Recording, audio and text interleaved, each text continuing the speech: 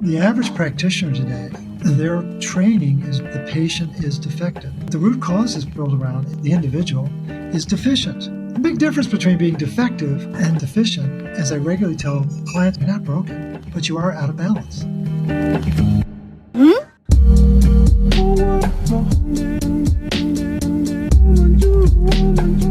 Welcome to the Freely Rooted podcast, where we are passionate about helping women reclaim their metabolisms, restore their youthful vitality, and rediscover God's original design for motherhood and wellness. We are your hosts, Fallon and Corey, and we're so glad you're joining us for season 4. If you're new here, be sure to listen to our previous episodes where we talk through many of our favorite foundational topics. Now grab your favorite nourishing drink and join us as we continue discussing simple, attainable, and life-changing approaches to wellness.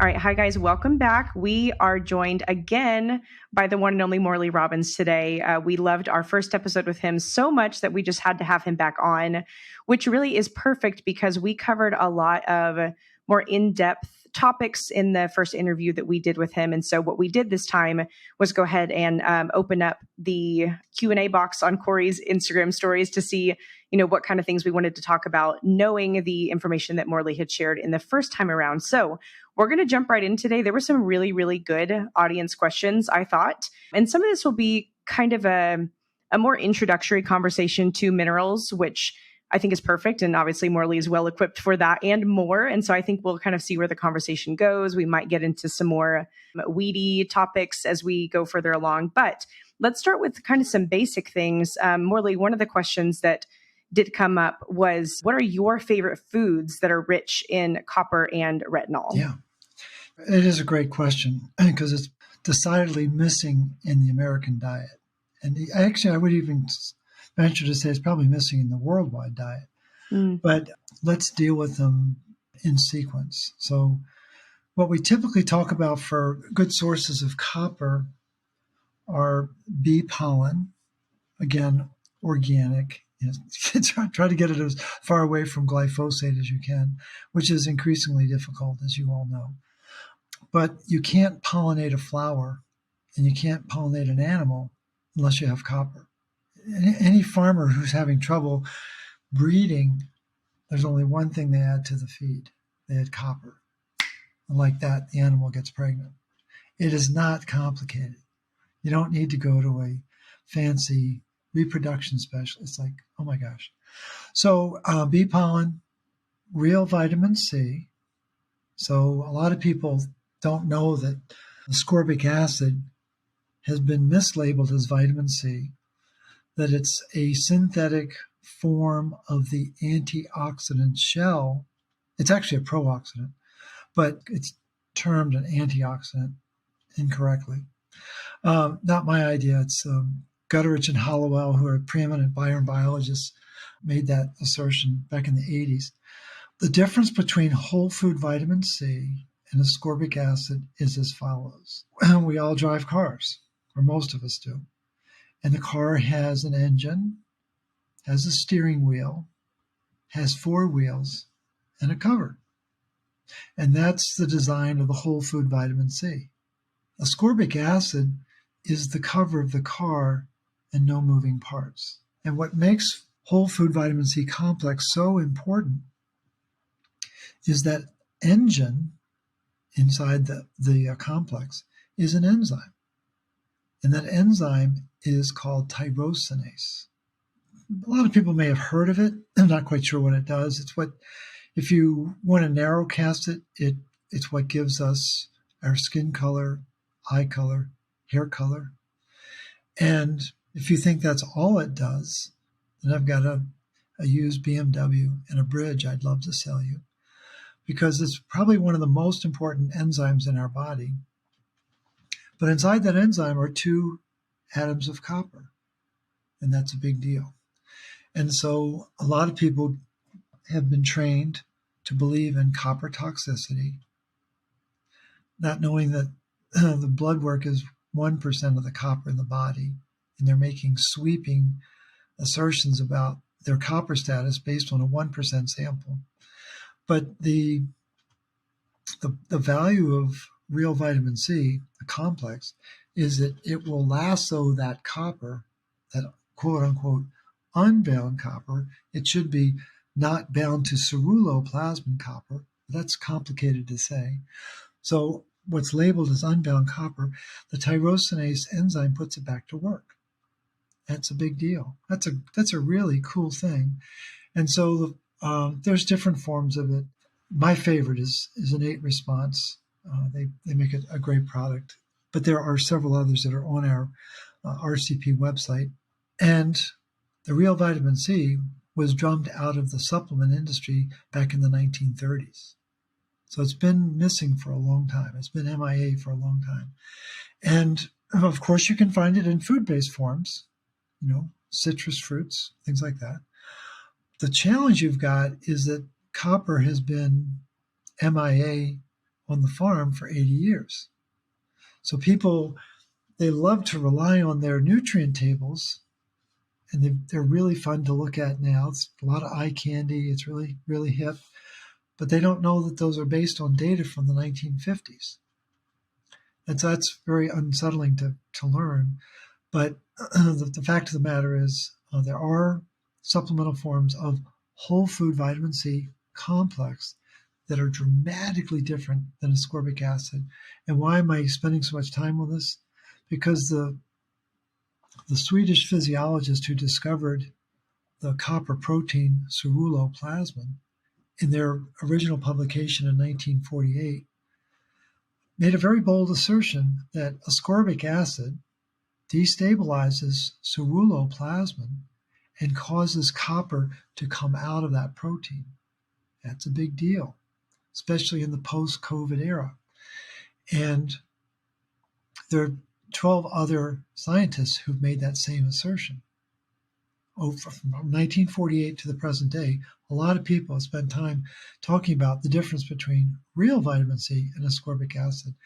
And it's one of the hottest debates in the nutrient world, as you can well imagine. But vitamin C is a really good source. And then we come to beef liver, everyone's favorite. I mean, all of your followers I know are running to the farmer's market to get their beef liver. My mom grew up in the country, and I was raised on beef liver, so it just never bothered me. But I've got a piece of paper, I've done like 7,000 consults. I've got a piece of paper with 13 names on it. 13 people got excited they could have beef liver. Most people have run the other way, but the liver as an organ is a source of copper. It's where the body stores copper and stores retinol. But in the modern era, in the last century, they've turned it into an iron depot. And maybe if we have time, we can get into why or how they did it. It's actually pretty simple. But the fact of the matter is, cattle that are raised on grass, which is a novelty in many parts of the world, but the cattle that are raised on grass where the soil actually has copper, well, then the copper gets into the grass via both the vitamin C complex and beta carotene. And the beauty of these animals is that they turn that beta carotene into retinol. And it's one of the amazing transformations that takes place in the animal diet is their ability to turn the vitamin A from a vegetable form into an animal form so that we can actually use it. And why is retinol so important? Because it's what activates the pumps to put copper in the enzymes. So then we come very quickly on the heels of your question, Fallon, is what are good sources of retinol? Well, it's grass-fed heavy cream, grass-fed butter, grass-fed beef liver, free-range eggs. Eggs are supposed to eat bugs and grasses and weeds. And that's the beta carotene in the grasses is what turns their egg yolks orange. They're not supposed to be yellow. They're supposed to be orange. And if you open up your egg and it looks yellow, give it to the neighbor you like the least because it's not a good egg. So orange yolks are really good. And then the fifth source of really good retinol is grass-fed beef liver. And it's part of the ancestral diet. And I think Dr. Price was an absolute genius and really admire the work that he and his wife did during the 20s to identify what is the ancestral diet before it got lost.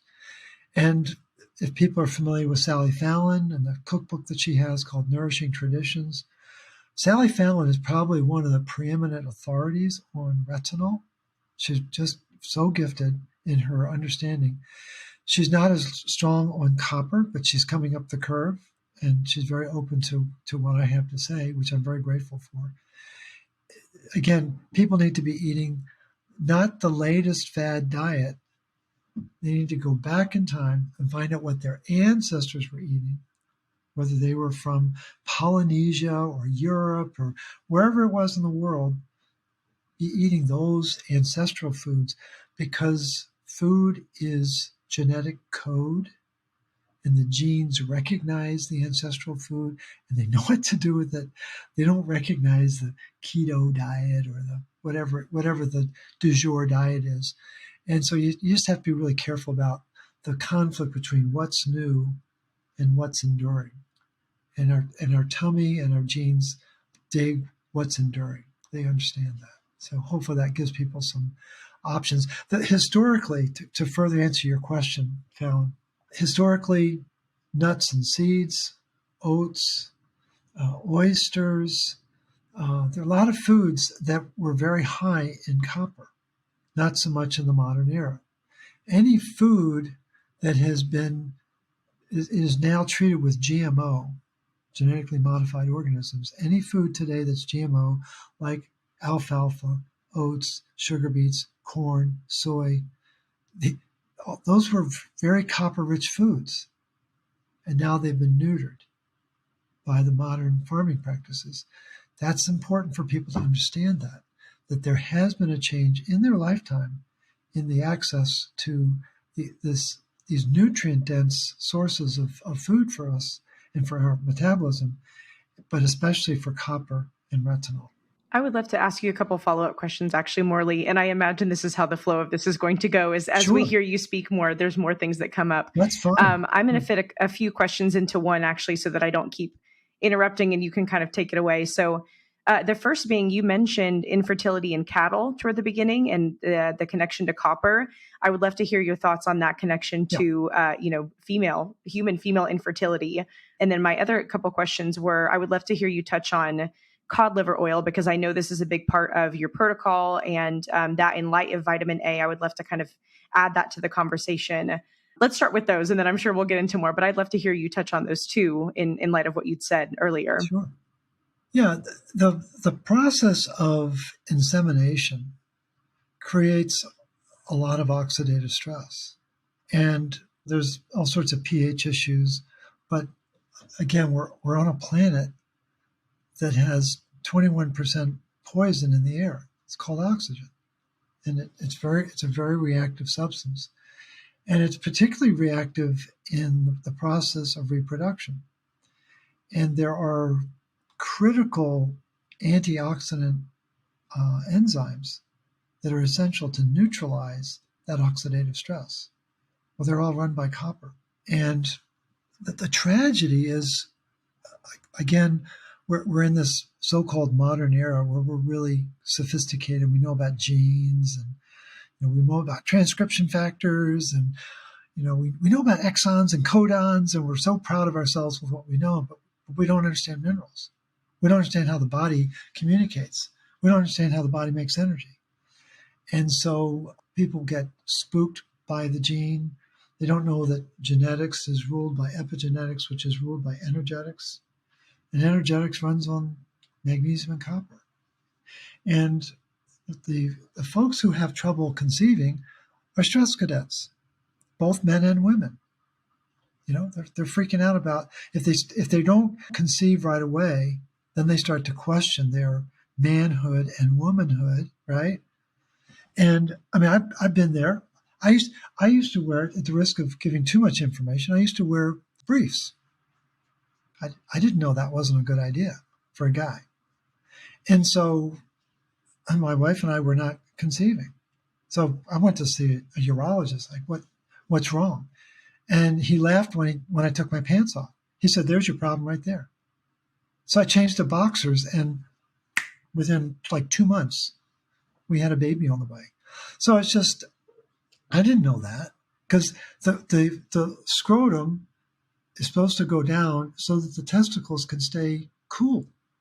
If they're too close to the body, the warm testicles don't work. That's a good thing to know, right? I didn't know that. And the sperm needs to be able to neutralize the oxidative stress that the woman's putting out with the egg. So it's like, okay, that's pretty cool. And then we get to the egg itself. I think women's physiology is, there's a reason why they say that guys are on off switch and women are the instrument panel of a 747. There's a reason for that, because you guys are really physiologically more complex. And for the guys that might be listening to this, guess what? They're also smarter than we are. They're way smarter. But in order to run that cockpit, you got to be able to manage it. But the thing is, the mature egg in a woman's body has between 100,000 and 600,000 mitochondria. Not 600, 600,000. And the mitochondria are supposed to have 50,000 atoms of copper for each mitochondria. So real quick, Fallon, in your head, what's 600,000 times 50,000? You can do that, right? It's a really big number. And so the more mitochondria, the more vital that egg is. The more it's going to be able to endure the oxidative stress. I would be willing to bet that a lot of women today, young women even, are producing weaker eggs that don't have the copper that they need to make the energy to enable the union to take place to start life.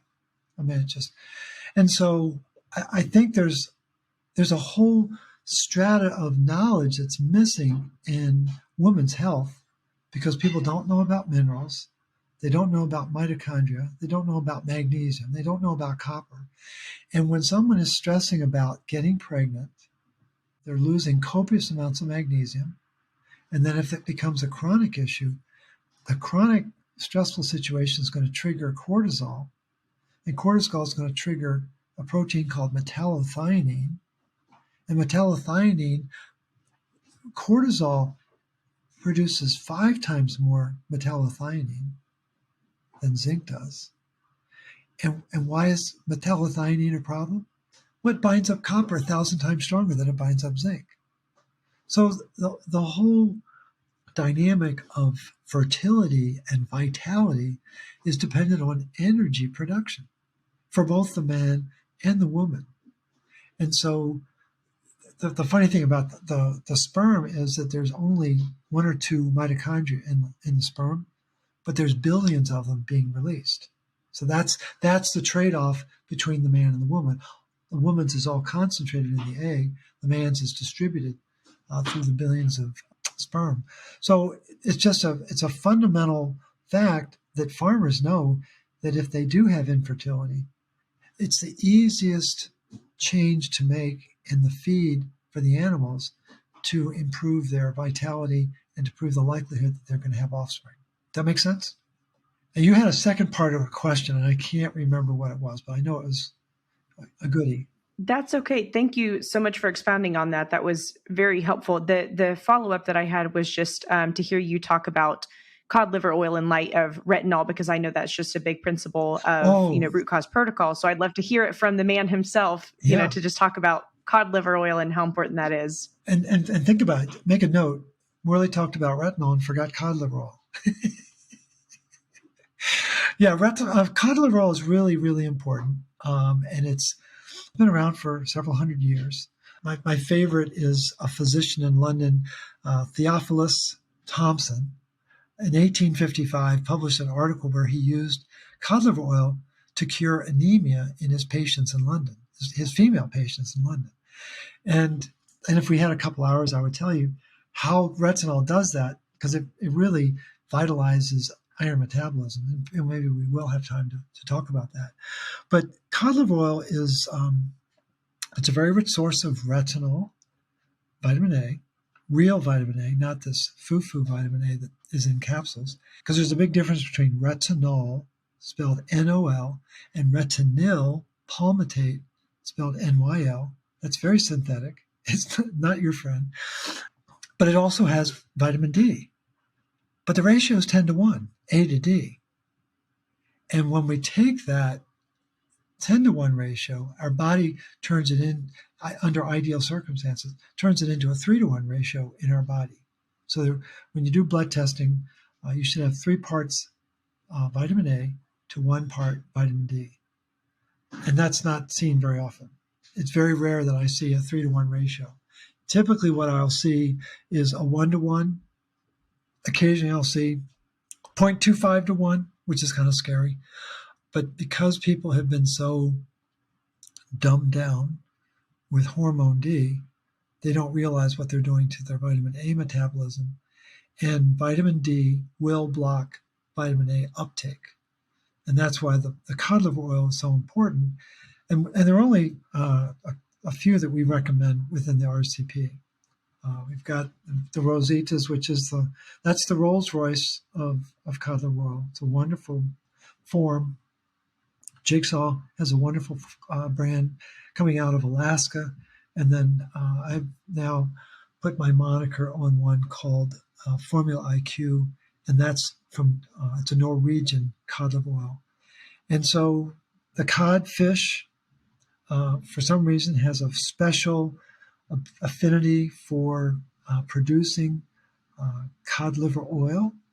And it's been around, as I said, for several hundred years. And the challenge is there's a lot of different versions of it in the health food stores. And you got to be really careful. And I would really encourage people to go to the RCP to find the brands that we recommend. Don't take Bob's cod liver oil. Don't take Sally's cod liver oil. You got to get the right one, because it will make a difference, because it's a function of how much heat it is exposed to and what kind of deodorizing agents it's exposed to.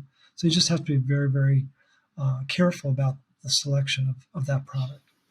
That was so great. Yeah, all of the foods, I mean, people that listening might even be surprised to be like, oh, I'm already consuming a lot of these in my just normal day-to-day life, which is great. They just may not even realize, oh my gosh, it's because, or like, this is why, this is so supportive of my body.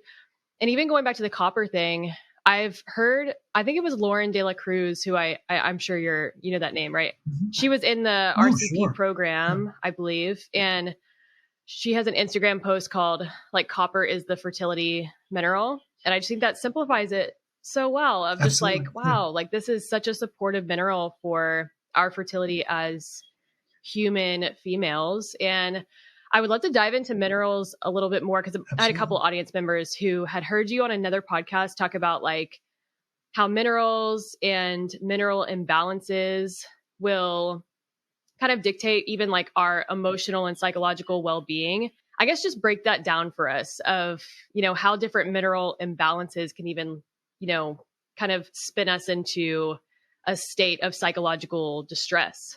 Right. Yeah, no, it happens all the time, right? So the earliest record I could find of stress and minerals being related was by a Viennese physician who published this work in 1899. So Dr. Fiedler was, he loved the heart. That was his focus. And he came up with this model that stress causes magnesium loss. And magnesium loss destabilizes the electrolytes. It's also the sodium, potassium, and calcium. Well, when the electrolytes get destabilized, then you have energy loss. And then the energy loss is met with a natural bodily process called inflammation. Again, we're talking about 1899. The modern era, they've turned inflammation into a disease. It's not. It's a natural response to energy loss. And another way to spell inflammation is H2O2, because if you're not turning oxygen into 2 molecules of H2O, you'll turn it into H2O2. Well, H2O2, you can't do anything with that to make energy. Water enables the release of the energy precursor molecules. But once we have inflammation, then the body engages a natural bodily process of calcification to patch up the mess from the inflammation. And so as it relates to emotional issues and behavioral health issues, we might have talked about this in the first session, but my favorite definition of stress is by Mark Hyman, who's a functional MD at Cleveland Clinic. And folks probably recognize that name. He's written like 5 or 6 books. But he came up with a wonderful definition of stress, which is stress is the body's inability to make energy for the mind to respond to its environment. And so what is stress? Inability to make energy. And so, what are some classic conditions of emotional imbalance? Anxiety, depression, schizophrenia. I mean, there's a wide spectrum, obviously, of conditions. But what do they all connect to? The inability to make energy. Every one of them. Depression is not a behavioral state. It's an energetic state. And my dad was a manic depressive with schizophrenic tendencies. Trust me, I studied this really carefully because I want to make sure that it wasn't going to happen to me. I was like, at some point, am I going to boink, Fritz out like he did when he was in his 40s? And the thing is, as you get into it, it's absolutely fascinating that this whole dynamic of the body not able to make energy for the mind, and the mind not able to make its own energy. And so, you'll hear things about serotonin, goes down. And at this meeting, Kelly Brogan, she's a Cornell-trained physician, brilliant, very talented. And I had not known this, but she schooled us up, that the whole serotonin-based model of depression, it's bogus. It's right up there with cholesterol causing heart disease. Low serotonin has nothing to do with depression. I'd never known that.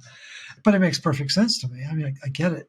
But the real key is what happens, going back to Fiedler, is that stress causes mineral dysregulation. And the mineral dysregulation causes metabolic dysfunction. And so what I did was I took Fiedler's model and tried to simplify it into 3 steps instead of 7 steps. And so the whole idea is getting people to realize that if you have stress in your world out here, well, you're going to have oxidative stress inside your body, inside your metabolism. And when you have oxidative stress, it means that the oxygen is not being turned into water to release energy. So oxidative stress means low energy production. And when you have low energy production, you're going to have emotional response. And depending upon the mineral gyrations that are taking place in your body, it will dictate whether it goes one way or another, or yet a third or fourth. And so at the center of it all, though, is oxidative stress.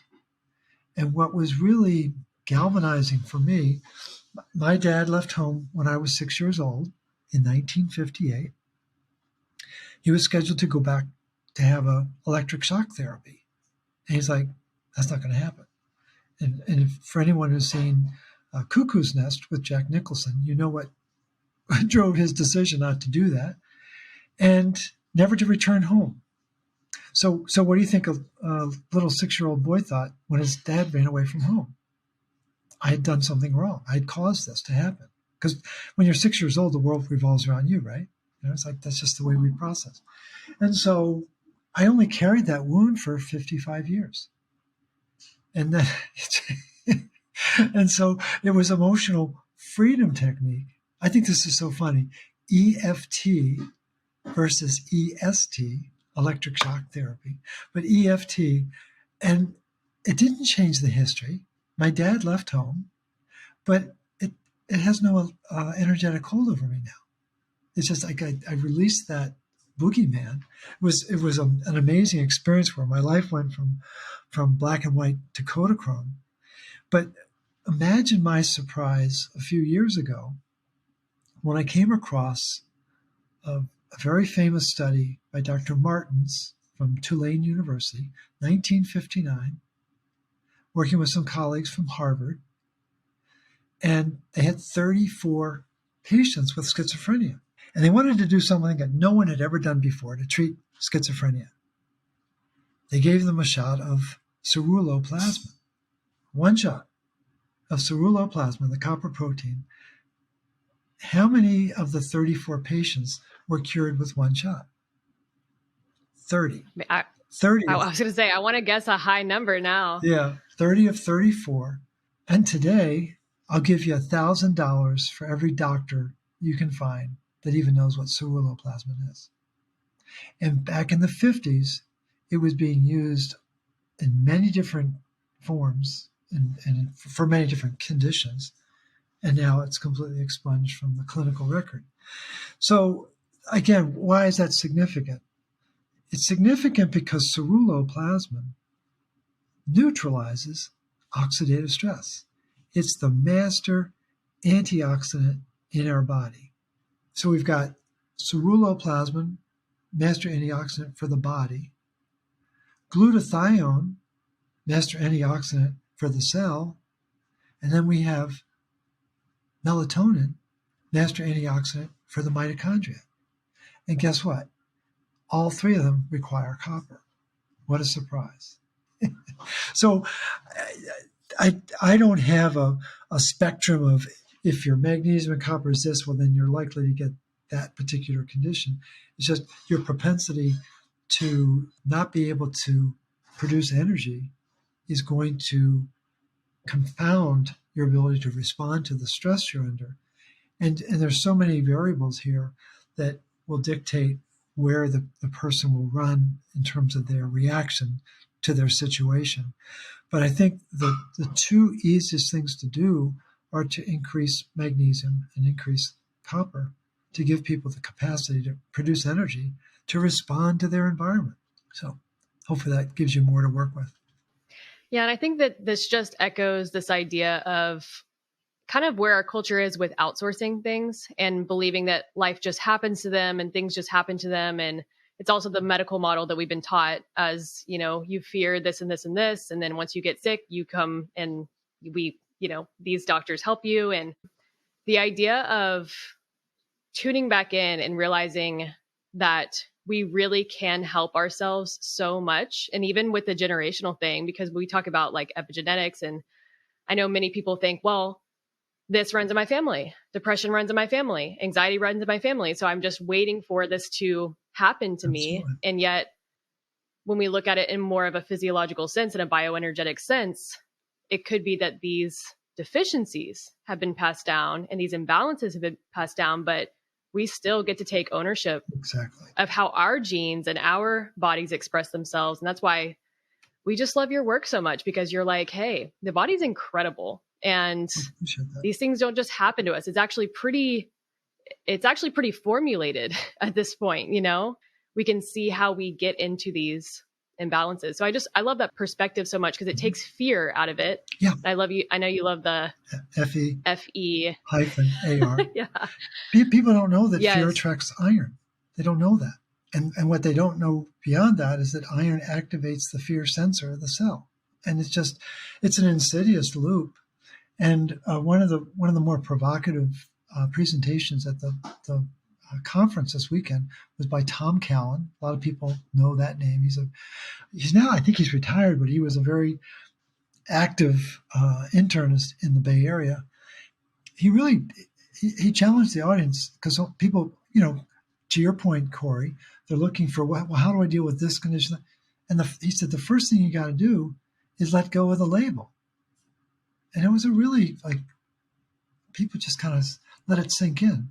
That's half the battle. He says he thinks the label is a hex. It's like a curse. And people run to the internet and say, oh, well, what are people who are depressed, how do they think and how do they act? Then they say, well, that's exactly how I feel. Well, I must be depressed. And it becomes this self-fulfilling prophecy because someone gave them a label and then it gets tattooed on their forehead and they don't know that it's just an energetic dynamic that can be corrected. Now, and I'm not trying to, and again, for people who are practitioners out there, they're like, I'm sure rolling their eyes like it's a snap of a fingers. It's not, but it isn't this monolithic hurdle that has to be overcome. We've got to change your genes. And so I think where a lot of people get caught up is, I think the way a geneticist approaches a light going out in your house is they say, oh, we got to rewire the whole house. Whereas what does the electrician do? He changes the light bulb. That's all we're trying to do is change the light bulb. And we don't need to rewire the house. And I think people are being misled and misfed about genes, how they work. And I think it's important for people to know that there's a famous study done by a metal biologist. His name is Gregoriadis. He was Greek. In 1968, he did a study of liver cells. And he wanted to know, he was studying the concentration of copper in liver cells. It's a reasonable thing to study. But what shocked him was to find out that there was more copper in the nucleus of the cell than there were in the mitochondria of the cells. For those that don't know, there's 2,000 mitochondria in the average liver cell.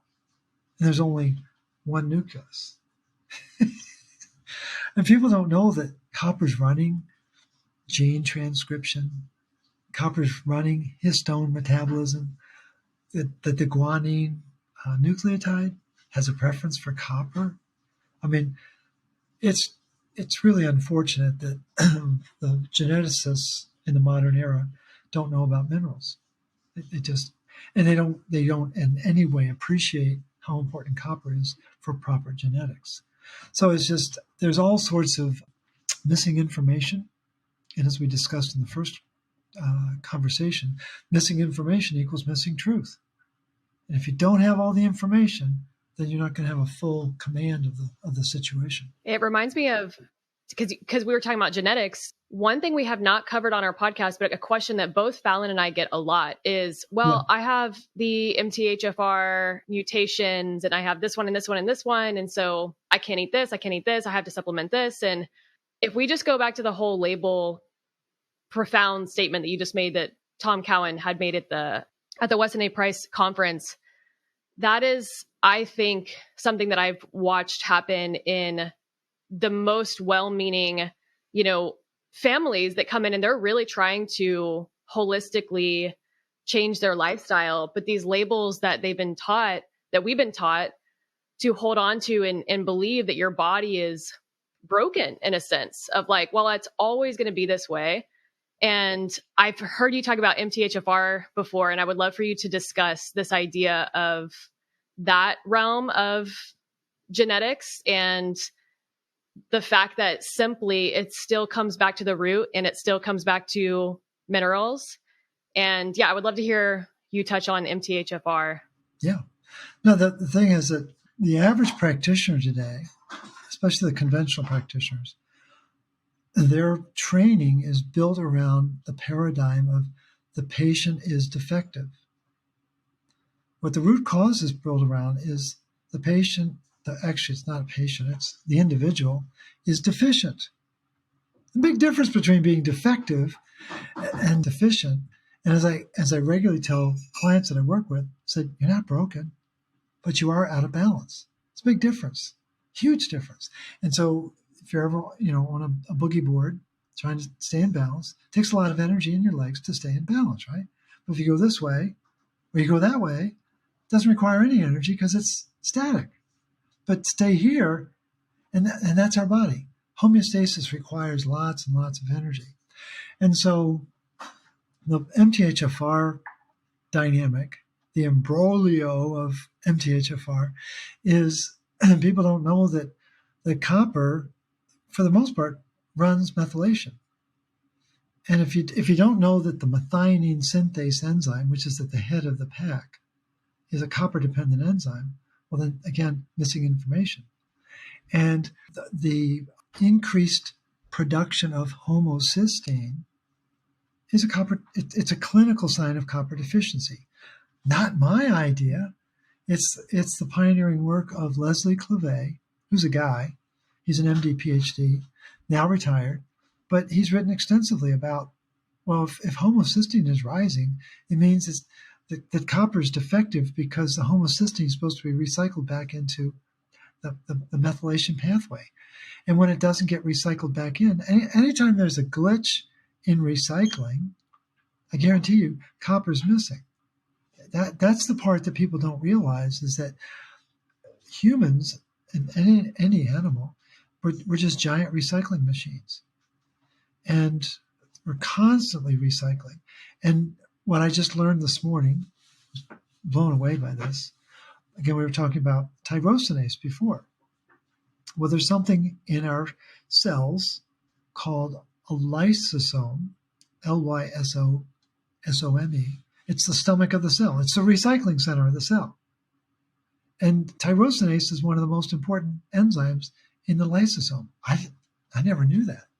Well, that tells me that recycling is run by copper, is what it tells me.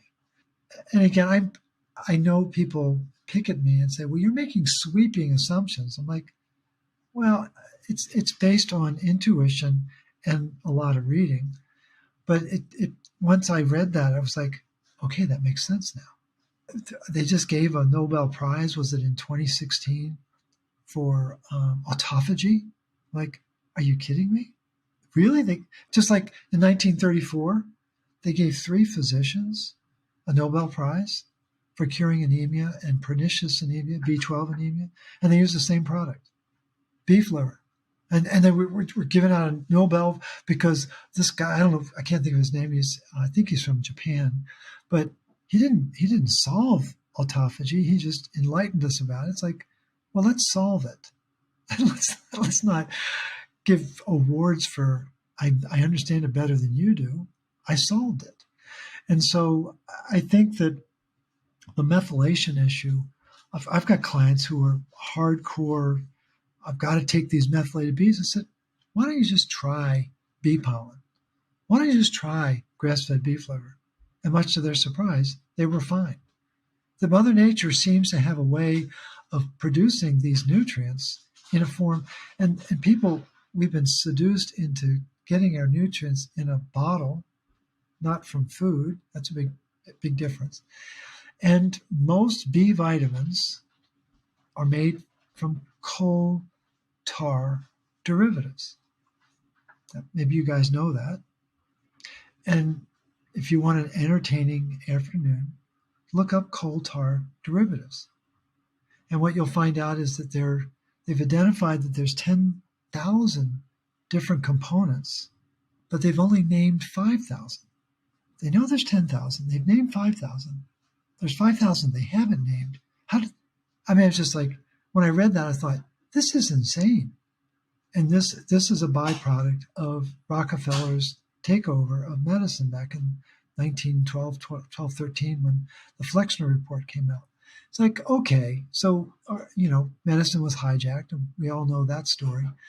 But the world was hijacked a couple of years ago, and we all are living that story. And so the methylation, there's no question there's a gene component to it. But is it permanent? I don't believe it's permanent. In fact, I refuse to believe it's permanent.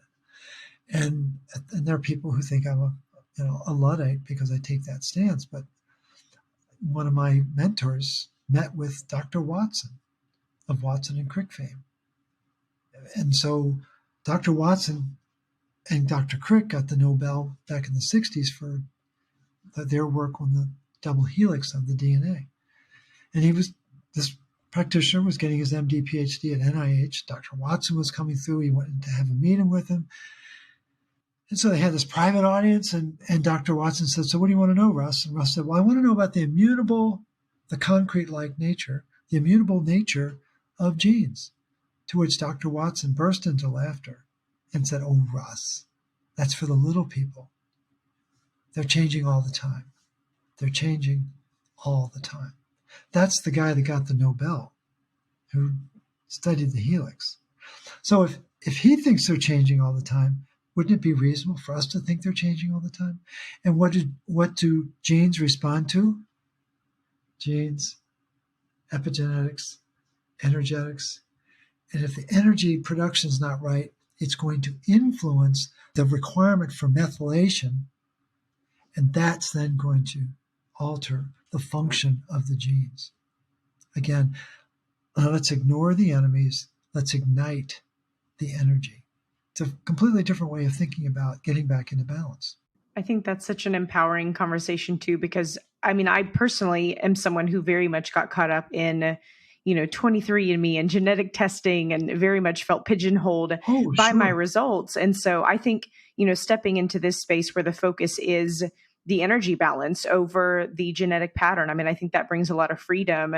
And the wording that you used for it, Morley, was just so succinct, this idea of deficient and not defective. I think that's beautifully worded, and I love that you touched on that. Genuinely, I feel like I probably could have picked up about 5 different things from this whole conversation and run with them.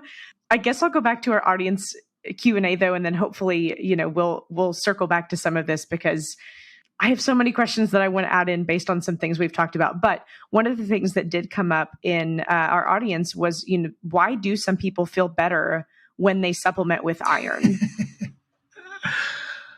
This is when I want to go to a whiteboard and be able to draw something, but I won't do that.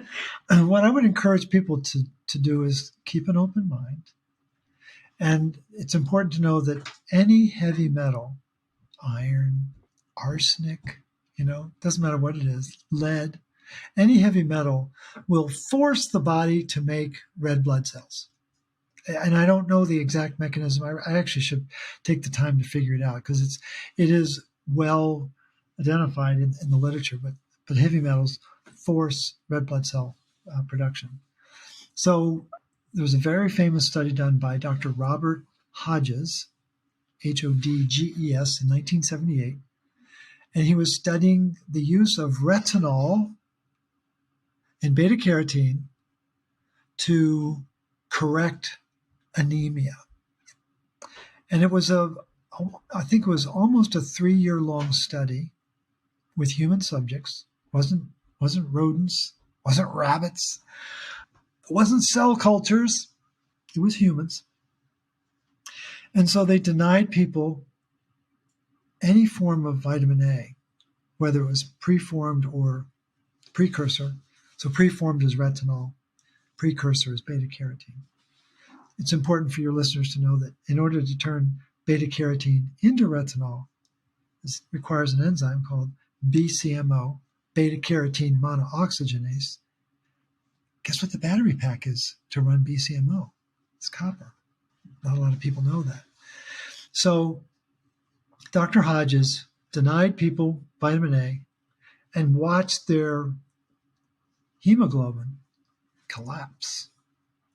But he also watched their vitamin A collapse. And then he wanted to honor the question that you just asked, Fallon. He said, gee, what happens if we goose the system with with medicinal levels of iron? I can't remember now what the amount was, but I'm sure it was a bolus of iron. And there was this immediate spike of hemoglobin that lasted for a whopping 6 weeks. And then it came right back down to where it was to sync up with the declining retinol status. And what was fascinating was to see how retinol was continuing to drop while there was a spike of hemoglobin that then came back down. And then the time came in the study to put medicine on its ear. And so he introduced retinol into the diet. And there was this meteoric rise in hemoglobin synthesis. And then on the heels of it, it took several weeks later, the vitamin A in the blood gradually started to come back up to physiological levels. But the body used that retinol immediately to make red blood cells, to bring these human subjects out of a state of anemia and get them back into the game. And unfortunately, the three of us are the only ones who know about that study, except the people who go through my training. It's not taught in doctor school. And so what I think is an important statistic for people to understand is that everybody that I went to college with who ended up going to medical school, and there were dozens of people, they all got A's in calculus. Calculus it's really complicated, right? We can all agree on that. First time I took it, I failed. I came back the next semester and got an A, but I was like, the die had been cast. I was never destined to go to medical school because of that. And that's okay.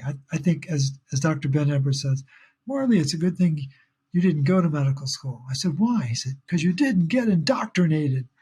And so I was able to stay outside the system, but everyone I know that went to medical school got an A in calculus.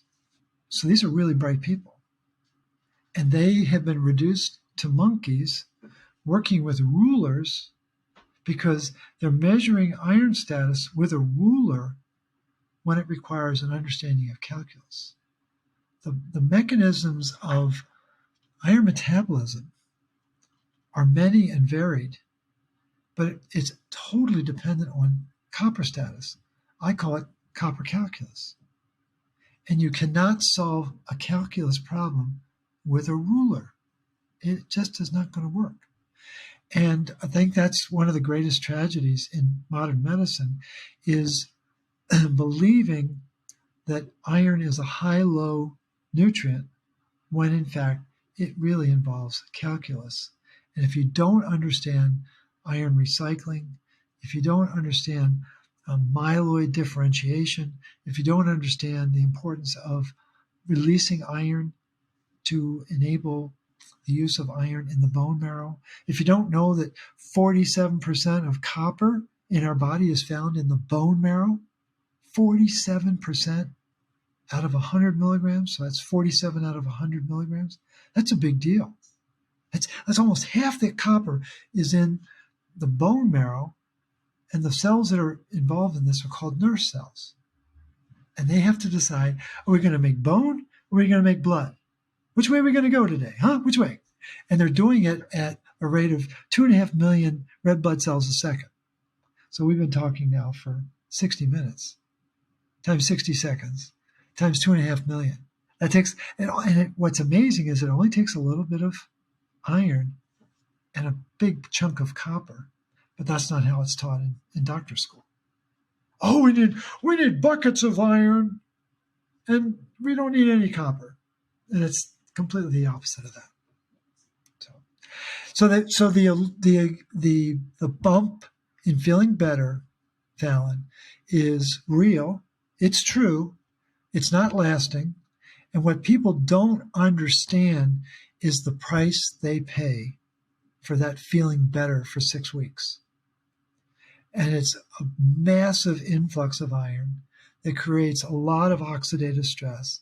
The body doesn't know what to do with all that iron. It sequesters it in. Where does it sequester it? In the tissue, in the cells. Oh, wow, in the lysosome. What a coincidence. And the ferritin that's supposedly broken down in the lysosome can't be broken down. And then it starts to become denatured, and it becomes something called hemosiderin. And people have never heard of hemosiderin. It's where iron goes to die in the cell. And what would be fun for your listeners to know, because I'm sure many of them have what are called autoimmune conditions. There's about 100 of them now. But they have 3 things in common. All autoimmune conditions have 3 things in common. One, there's an emotional issue playing in the background 100% of the time. Doesn't matter what the emotion, ties to different parts of the body. But emotional issue. Second is hemosiderin-laden macrophages. Well, macrophages are this critical Pac-Man in the body that gobbles up the bad guys, and it starts to get full of iron, full of hemosiderin iron. And then the third whammy is parasites living on that iron.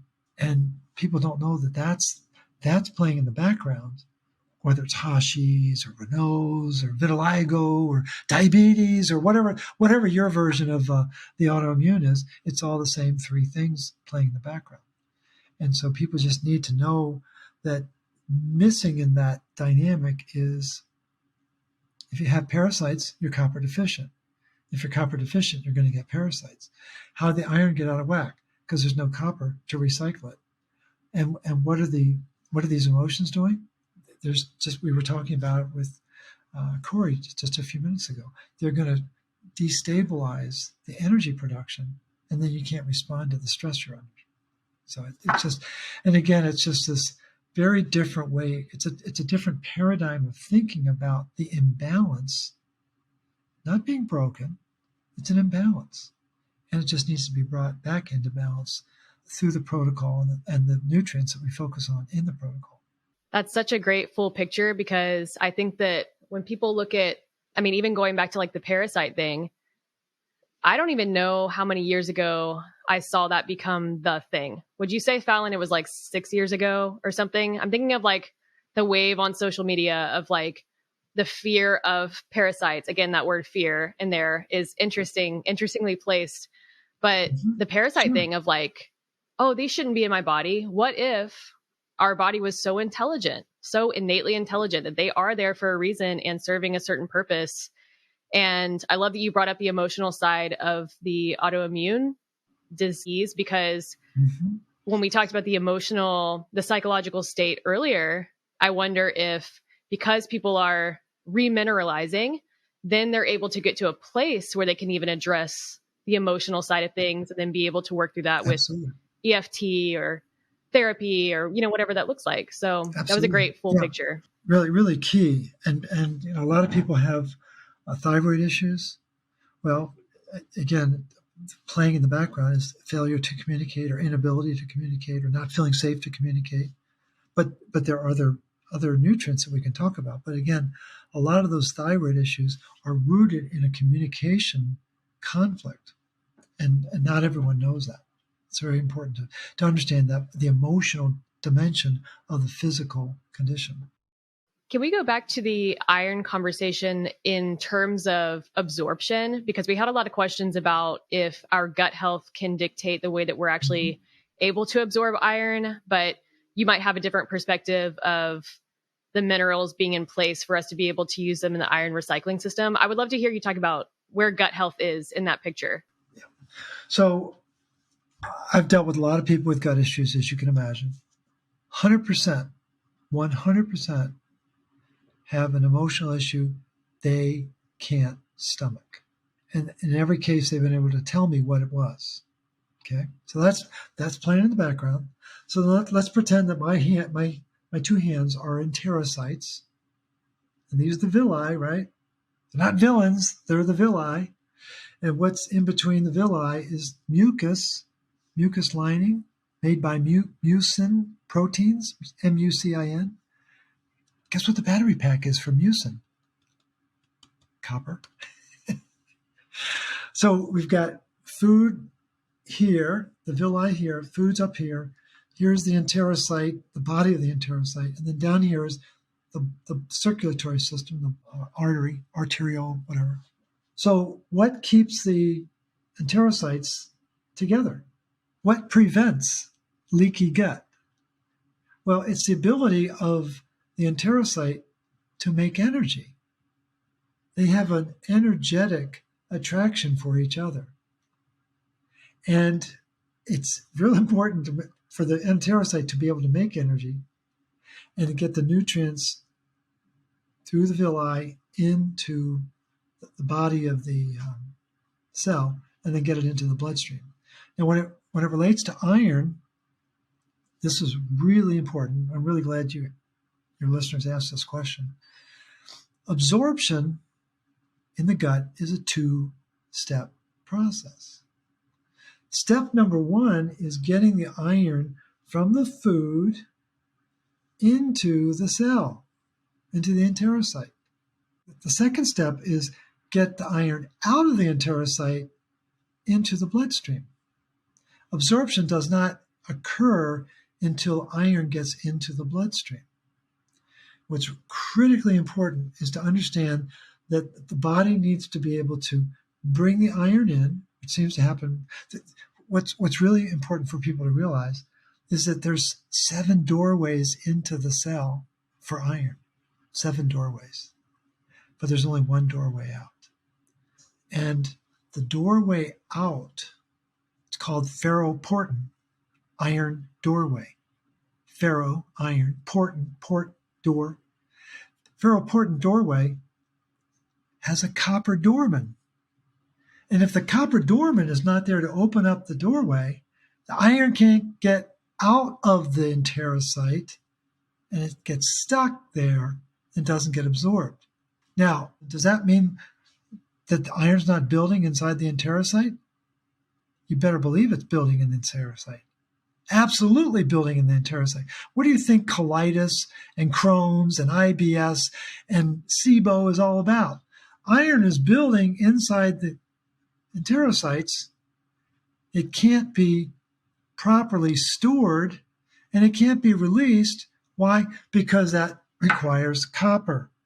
And so everything hinges on, well, I can't absorb my iron. Like, yeah, you are absorbing it. There's 7 doorways in. Trust me, you're getting it. It's getting in your frontline tissue. It's not getting into your bloodstream because you're missing copper. And we're back to the study by Hodges in 1978. Because again, it isn't just copper acting alone. It's copper working with retinol to make it bioavailable, because the actual copper doorman is an enzyme called it's a protein called hephaestin, after Hephaestus, the famous fable mythology. But hephaestin protein running on copper, empowered by retinol, expresses an enzyme called ferroxidase. And what happens is the iron up here can be +2 or +3. When it's inside the cell, it's +2. I wouldn't have designed it this way. So, I'm just telling you what actually happens.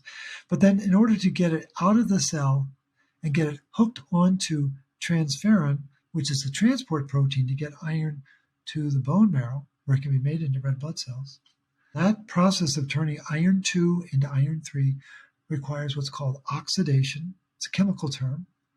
And copper is what enables that to happen. The ferroxidase enzyme function of hephaestin turns +2 into +3, and it accelerates the release of iron from the enterocyte by 2.5-fold. So that when hephaestin is at the doorway, iron is going right into the bloodstream, and I'm not absorbing my iron because I have very little copper in my diet and very little copper in my body, but no one has told me that. Everyone's telling me I need to take more iron, which is only going to build up more iron here, not down here where it's needed. Okay, so we have had such a good conversation, and truly we're going to have to do this again. But in respect of everyone's time, we're going to do kind of a rapid fire movement through the rest of the audience questions that we got. And certainly we will have to come back. But starting with the next question that we received is your thoughts on the optimal ranges of especially ferritin levels. What would you say we should be looking for there? Yeah, the range that we work with within the RCP is 20 to 50. And I know that there are practitioners that think it needs to be at least 100. What the practitioners don't understand is that there's actually 4 different types of ferritin in the body. So there's what's called ferritin light chain and ferritin heavy chain. Heavy chain requires the ferroxidase enzyme function we were talking about just a minute ago. There's a third form called mitochondrial ferritin. That's also a heavy chain form. but it's storing the iron in the mitochondria. But then we have this fourth kind, it's called serum ferritin, and it's empty shotgun shells. There's no iron in serum ferritin. And so doctors have been trained to think that that number needs to be 100. What that's really telling us, what serum ferritin means is iron has been discharged into the liver tissue because it can't be recycled properly.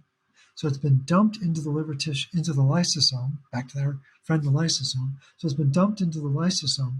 And the protein, the ferritin protein, has been secreted into the bloodstream because the body doesn't know what to do with it. And so doctors are taught that that number needs to be at least 100 to get your thyroid medications to work. What? Or to deal with your hair loss, you got to get up to 100. So what you're telling me, doctor, is I've got to have liver disease in order to get my thyroid meds work. Is that what you're telling me? It's like, makes no sense. So 20 to 50. Over the high side is easy to talk about. So over 150 for a woman is significant, over 300 for a man, notable and significant. And it can go into the thousands. I had a client just recently whose ferritin was like 5,000. It's like, it's the other side where everyone gets freaked out, especially in pregnancy. I think it is absolutely unconscionable to be using ferritin as a marker for iron in pregnancy. It's all about hemoglobin, not about ferritin. And when it gets below 20, people's toes curl. And it's like, relax. What we've got to do is the high side of ferritin is a liver issue. The low side of ferritin is a spleen issue. That's where the recycling is taking place. But decisions by birthing practitioners should never be made on ferritin alone. It should always be made on hemoglobin, serum iron, and ferritin, and a much better understanding of the recycling system. But when it gets below 20, what I've come to realize, Fallon, is it's typically a sign of parasites, especially in the spleen. And again, back to what Corey was saying earlier, we don't need to freak out about it. They're there for a reason. And it's all about keeping them in balance. But people need to understand that the 20 to 50 is a real sweet spot. And it's a very healthy physiological range for people to perform their physiological functions. That was great. Thank you. Our next really common question is about babies. And I guess traditionally, or I guess historically, not that historically, but historically in the last 50 years or so, people have been taught that after 6 months, you kind of load up the iron-rich foods for babies. Then after that, it's like there's this huge focus on, are they iron deficient? That's why they're having all of these issues. And a lot of people were asking, okay, well, if it's not iron deficiency, then what is it? And just to like insert my opinion, I think this is the classic example of people searching for a label that will be simplifying all of the issues that the child might be presenting. But pediatricians or other practitioners that are checking for iron are not checking for like oral airway function. That's a classic in my mind. Like that would be one of the most classic reasons that a child is waking up all throughout the night is because they're trying to breathe, which would be less about iron, but a multitude of other layers and dynamics. And so I'm curious what what kind of findings you found with babies and just this idea of pumping them with iron after 6 months. Again, all the optics are on iron and vitamin D. Where are the practitioners who focus on magnesium, copper, and retinol? And when you really get into neonatal health, or even fetal health and then neonatal health, man, you better be focusing on magnesium, copper, and retinol. Brain health, brain development, oh my gosh. It's to me, it's sinful that there isn't more attention. And the issue of, we got to bulk up, kind of like Arnold Schwarzenegger, we're going to pump you up with iron. That makes no sense at all. Because I think it's the Weston A. Price chapter out of the Bay Area has a little cookbook for newborns. It's a really, really cool, and I don't have a link for it, but if people are enterprising, they'll find it. But the thing is, what's missing in the equation is copper and retinol, especially. And we talked about it in the first conversation. There's 3 proteins in the placenta. So there's ceruloplasmin, there's hephaestin, that hephaestin thing again. It's in the gut, but it's also in the placenta. And then there's something called cyclopen for Cyclops in that famed mythology. So we've got 3 proteins, copper-dependent proteins, that are regulating copper and iron between mom and baby. Boy, I think we should have a Manhattan Project on those 3 proteins and figure out what the optimal levels are. Because if there's a perception that the child doesn't have enough iron, they're getting the iron. You can't be on this planet and not get iron. You can't be dealing with an iron deficiency if you're living in America or North America or Europe or Australia. There's so much iron in the food system now. Is it being metabolized? There's the rub. We're back to copper again. We're back to the recycling system. And so does the iron get stuck? You bet your bippy it does. It gets stuck all the time because that iron dormant isn't available enough to let the iron out so it can recycle.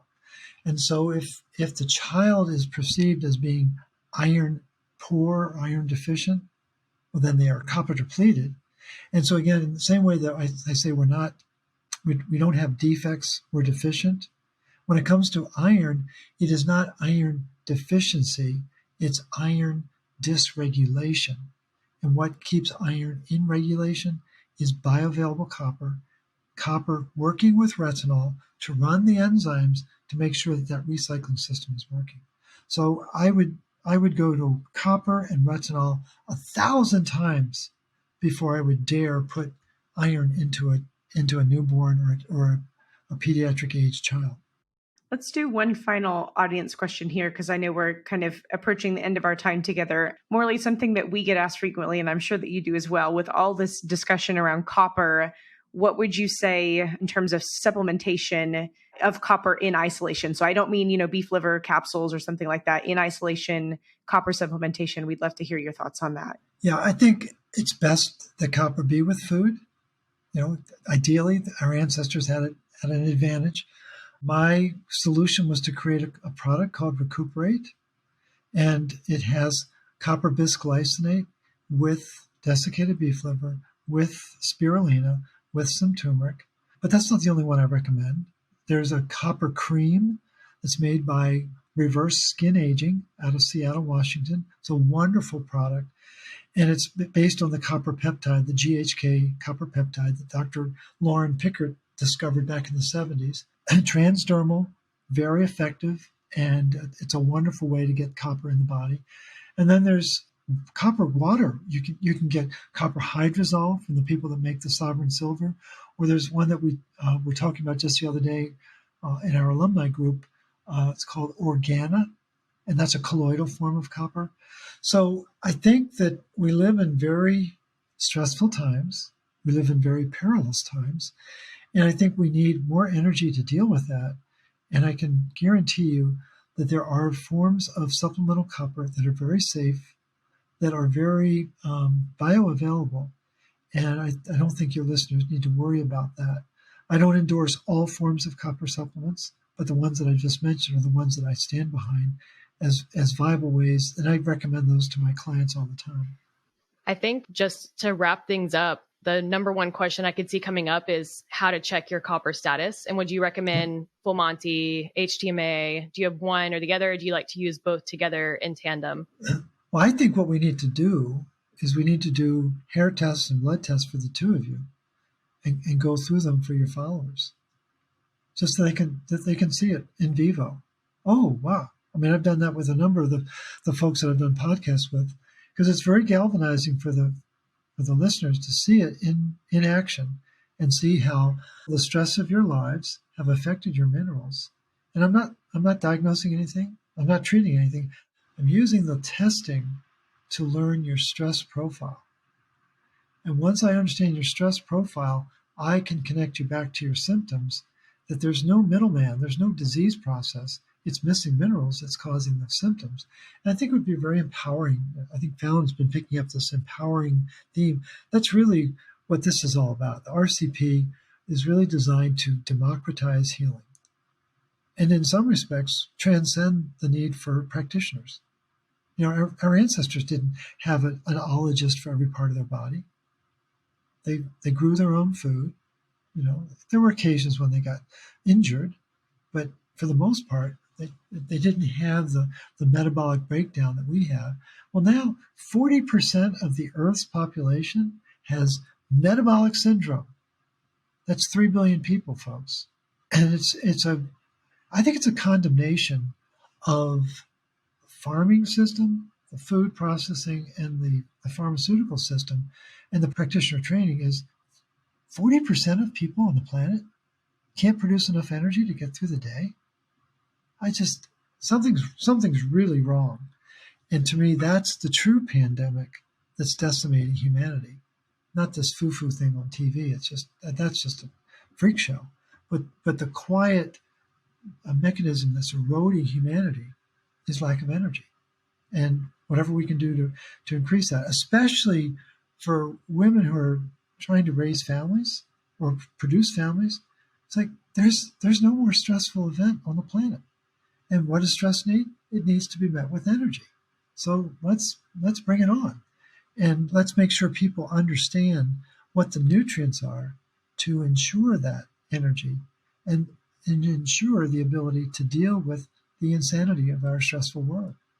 This was so great. And just to echo again, like you guys listening, just reminding yourself and your mind being that powerful to dictate even the way that your cells, it's all just so connected, and being able to start with the mind and believing like, I'm not broken, I'm not defective. How can I support my body best to be able to thrive? This is all that we're talking about. And Morley, we just so appreciate your work. Thank you so much for coming on a second time. And I know our audience was so excited to have you back on. So sure. Yeah, thank you for coming on. Yeah, and if you guys want to do that mineral testing, we'll do that in a subsequent session. And I think you'll find it to be an electric conversation that comes from that. So I think that might be a fun third conversation to build around. Totally. Yes. Well, thank you guys for listening, and we will see you guys in the next episode.